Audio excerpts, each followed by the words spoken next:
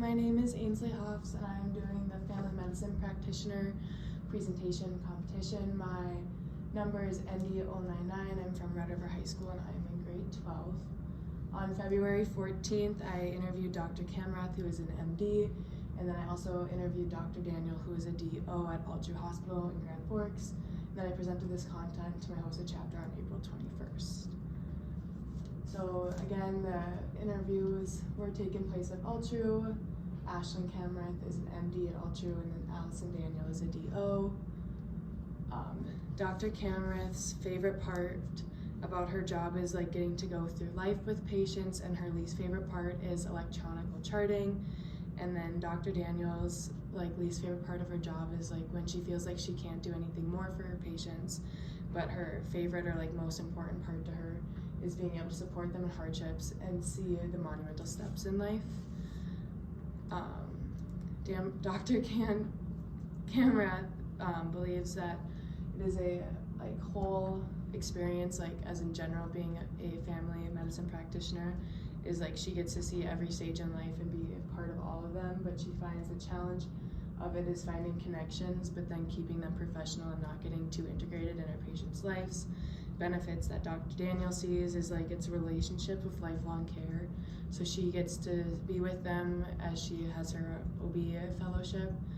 She gets to be with the mom and deliver the baby and then watch the baby grow up and see the life they form together. But then she also agrees that a challenge is setting boundaries and understanding when to quit her day and knowing she can't do everything, but still making sure her patient feels comfortable while keeping it professional.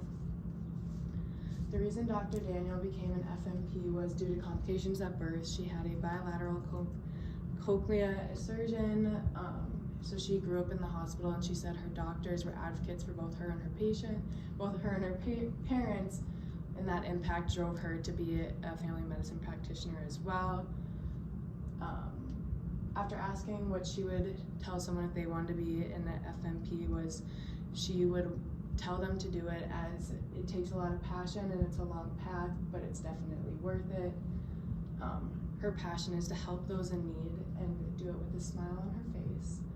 Dr. Daniel wanted to become a FMP because she wanted to make a difference in both pediatrics and women's health. She grew up being raised by her grandmother and saw how selflessly she helped people, and knew from high school that she wanted to be a doctor, as she also had a pull into the science field. She also said that being an FMP is the most rewarding job you will ever find, and would encourage anyone to also follow footsteps into this field. Some things about this job is there's a 3% growth rate in the United States. The average salary is $208,000 a year starting. These physicians need to be familiar in both medical and dental health, have to have customer and personal service, also knowledge in biology, psychology with therapy and counseling. 59% of doctors in this field get their doctoral degree. 28% of them receive post-training fellowship or going to a different field to add on to their family medicine. 9% have a master's and 2% have their bachelor's degree. They also have realistic and integrative skills. They're artistic, social, conventional, and also work just growing. It's a very growing field. The textbook journey of this is getting your undergrad, taking the MCAT, getting into medical school, then doing a medical residency, and then finding a post-fellowship if that is the route you want to take. Dr. Kamrath went to NDSU and studied biology. She also did a cancer research program in Colorado. She then went to UND for medical school and then did the family medicine residency at Altru Hospital, and is now working towards her OB fellowship. Dr. Daniel studied cellular and microbiology in undergrad. She then went to a DO program as she didn't get into medical school, then spent 3 years at Altru Family Medicine residency to continue her education, and is also getting her OB fellowship.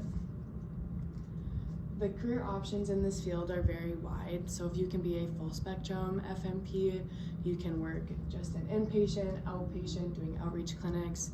Many FMPs also do sports medicine for high schools or sporting events. You can also, or more common fellowships is OB or pediatric care.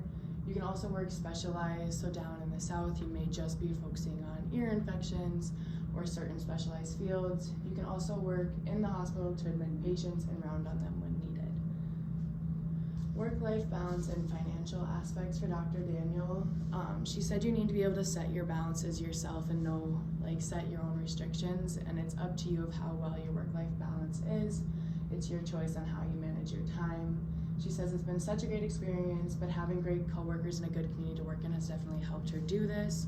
She's also found full loan forgiveness as working in a rural area in North Dakota for at least 5 years after medical school. All of her loans have been forgiven, which has been truly good for her. She said that she also wanted to be a part of this field as she wanted to be a Dr. Quinn growing up, or medical woman, helping anyone she could and being the support anyone needed. For Dr. Kamrath, she believes that family medicine practitioners' work-life balance is different for each and every physician. She is personally trying to work harder on it for herself right now, as in her extra training she finds it difficult to have a life outside of work. She also knows how important it is for her own mental health, so it depends on your specialized field and how important it is to you and how much time you put in and out of the office. Dr. Kamrath believes that family medicine practitioners play very important roles in primary care in our communities and that they need to be advocates for their patients. She believes that they are the quarterback for their patients as they coordinate care and get them where they need to be and be the most active player in their patients' lives. She also found there to be tons of loan forgiveness as she's also doing the 5-year rural area forgiveness plan for North Dakota. The importance of this continuing on for Dr. Daniel is driving to rural areas and being willing to do the work while being passionate about it. Dr. Kamrath says to be a doctor with open heart, listen to her patients, and jump in when needed. And then 2 importances I found from one of my sources is to see patients as a whole, not just a protocol. So looking at them, understanding their background, things they have going on in their lives, and not just what their textbook symptoms are.